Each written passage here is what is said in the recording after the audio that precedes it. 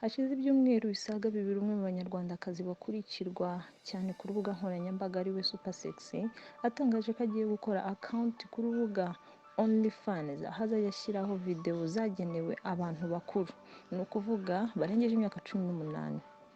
Ku munsi wa mbere ajya ku rubuga akaba yaratangaje ko yinjije amafaranga asaga miliyoni 2 z'amanyarwanda, ibihumbi 2 by'amadolari mu gihe cy'amasaha 8 gusa yari amaze atangiye gukoresha OnlyFans. Abantu bakaba barahise bumva ari amafaranga menshi kandi yinjije mu gihe gito cyane, mbese bumva ko agiye kwibera umukire.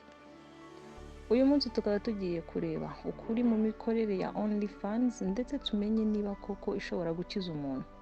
Urubuga rwa OnlyFans rwatangijwe mu mwaka wa 2016 mu gihugu cy'Ubwongereza, gusa umuntu wese aho yaba ari hose ku isi akaba ashobora kuba yarukoresha.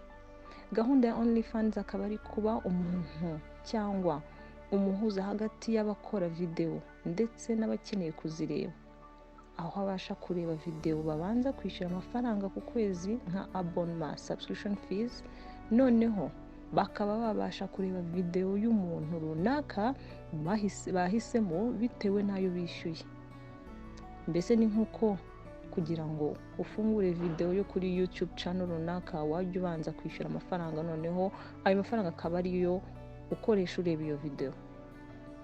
Ayo mafaranga yo kwiyandikisha akaba barirwa hagati y'amafaranga 5,000 cyangwa 50,000, kandi ubwo niba uyishyuye ngo urebe iyo video y'umuntu umwe, nujya gushaka kureba iy'undi muntu nabyo biragusaba kubanza kwishyura yandi. Urubuga rwa OnlyFans rukaba ari rumwe mu mbuga byungukiye mu bikomeye mu kibazo cya coronavirus, ni ukuvuga ngo niho urubuga rwungukiye amafaranga menshi, kuko nk'uko byatangajwe n'umuyobozi warwo mu kwezi kwa gatanu, buri muntu hiyongereyeho abantu bagera mu bihumbi 2 bo kureba amavideo ndetse hakiyongeraho abagera no ku bihumbi 7 bakora video. Kuri ubu uru rubuga rukaba rufite subscribers abajya kuyireba izo video bagera kuri 24,000,000 ndetse n'abakora video bageze ku bihumbi 450. Muri abo 24,000,000, 95% ni abagabo cyangwa se abasore, naho muri abo bakora video bagera ku bihumbi 450, 95% ni abagore cyangwa se abakobwa. Byumvikana ko ahanini abakobwa bakora video zikaza kurebwa n'abahungu, nicyerekana ko abakobwa bakurura abahungu benshi cyane. Ese koko OnlyFans ishobora gukiza umuntu? Yego rwose, OnlyFans hari abantu imaze gukiza ndetse benshi. Urugero twafata akaba ari uyu mukobwa witwa Danis Howard wakoreye akayabo ka miliyoni y'amadolari, ni ukuvuga hafi miliyari y'amanyarwanda mu gihe cy'amezi 18, gusa ni ukuvuga umwaka umwe n'igice.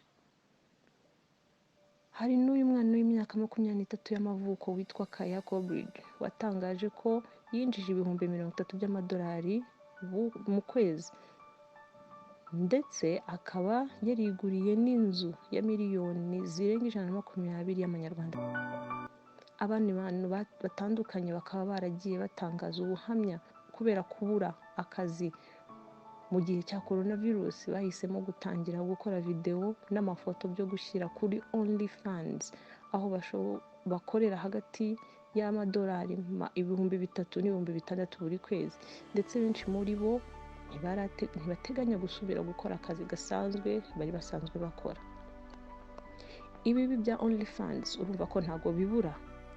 Nubwo bwose OnlyFans isa nkaho ari urubuga ruburyoshye cyangwa byoroshye ko kwinjiza amafaranga, hari ingaruka igira ku bayikoresha.